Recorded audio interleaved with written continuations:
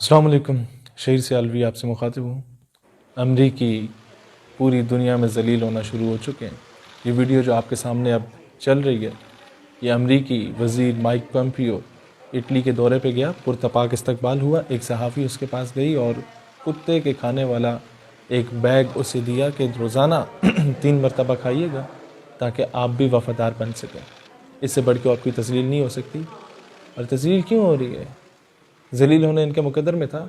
इसने, ये वो वज़ीर है जिसने पाकिस्तान पे प्रेशर इम्पोज़ किया कि आप आसिया मलूना जो गुस्ताखा थी उसको भी रिहा करो, और कादियानी बुक सेलर जो गुस्ताखी पर मबनी मिर्ज़ा कादियानी की किताबों को बेचा करता था उसको भी रिहा करो। अब मैं सबूत के साथ आपको ये सारी चीज़ें दिखाऊंगा। मुझे इससे परवाह नहीं है, मैं जिस बंदे को बेनकाब कर रहा हूँ इसके बाद ही मुझे कत्ल कर दें, मुझे ये रोड एक्सीडेंट में मरवा दें या दरिया में फेंक मरवा दें या मुझे नामालूम अफराद में कर दें, आई डोंट केयर। मेरे लिए मेरा ईमान ख़त्म नबूवत सल्लल्लाहु अलैहि वसल्लम सबसे पहले। अब देखते जाइए रब्वा टाइम्स सबूत के साथ। ये रब्वा टाइम्स कादियानियों का ऑफिशियल पेज है फेसबुक पे और इन्हीं का यही अखबार है। 4 मार्च 2019 को ये लिखता है, president Trump appointed religious freedom commissioner calls on Pakistan to release Ahmadi book seller.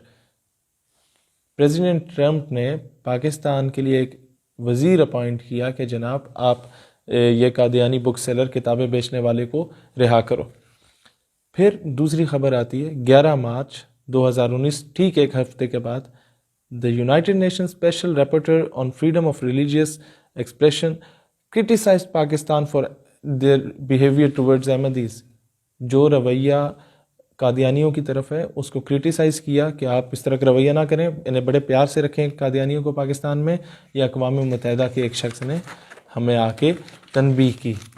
तीसरा, उससे ठीक 6 दिन के बाद 17 मार्च 2019 को रब्बा टाइम्स लिखता है, the United states on Wednesday criticised Pakistan, ये दोबारा कहा गया कि criticised Pakistan for its treatment of Ahmadis and noted Pakistan's use of discrimination laws against Ahmadis।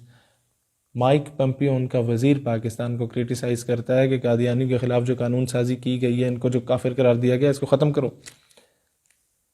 फिर उससे अगले दिन ही ये ख़बर चलती है कि साकिब निसार को $1 लाख का डैम फंड यानी कि 1 करोड़ 1.5 करोड़ रुपया पाकिस्तानी जो है वो दिया जाता है। इसमें इंपॉर्टेंट चीज़ क्या, ये कादियानी की जानिब से दिया जाता है। इसमें हमें मसला नहीं है, जो मसला वो आगे बताऊंगा। 20 मार्च, ठीक 2 दिन बाद, पाकिस्तान और Monday released Ahmadi bookseller Ahmed increasing pressure from American lawmakers and religious freedom advocates. यानी पाकिस्तान ने कादियानी बुक सेलर को छोड़ दिया अमेरिका के प्रेशर में आके। अब वापस आए। 18 मार्च वाली इस तस्वीर को गौर से देखें, अहमदिया मुस्लिम जमात इस चेक पे लिखा हुआ है और Saqib Nisar chief justice of Pakistan था उस वक्त का, वो रिसीव कर रहा है। क्या ये पाकिस्तान के आइन और कानून की धज्जियां नहीं उड़ाई गई हैं? जब Qadiani they were declared as a non Muslim minority, तो इसमें मुस्लिम जमात अगर लिखा है तो आपने उस चेक को वसूल क्यों किया? लात मार देते, हमसे वसूल कर लेते, पाकिस्तानी हैं बैठे हुए, तुम्हें 1.5 करोड़ तुम्हारे मुंह पे मारते। अब आओ, 2 अप्रैल 2019 को यूरोपीय यूनियन एम्बेसडर विजिटेड रब्वा, इनका जो गढ़ है कादियानी काफिरों का, और इसने मीटिंग की कादियानी जो बड़े बड़े कादियानी वहाँ पर मौजूद होते हैं उनके साथ। यूरोपीय यूनियन के एम्बेसडर का वहाँ पर क्या काम है? किसकी इजाज़त से गया? क्या हमारे लोगों ने उसे रोका नहीं? जो बड़े बड़े स्टेक होल्डर्स बैठे हुए हैं, आप समझ रहे होंगे मैं किसकी बात कर रहा हूँ। और ये वही यूरोपीय यूनियन का आपका एम्बेसडर है जिसे हमारे सरीना होटल में और बड़े बड़े होटल्स में, सरीना में तो मैंने खुद कई मरतबा देखा है, स्ट्रेटिजिक स्टडीज़ के सेमिनार के लिए बुलाया जाता है। और हमारे ये बड़े बड़े स्ट्रेटिजिक स्टडीज़ पढ़ने वाले जो बड़ी बड़ी यूनिवर्सिटीज़ के स्टूडेंट्स और प्रोफेसर्स और हमारे ऑफिसर्स होते हैं, ये इसे सुनने के लिए बैठे हुए होते हैं और इसके साथ तस्वीरें खींचना अपना एजाज़ समझते हैं।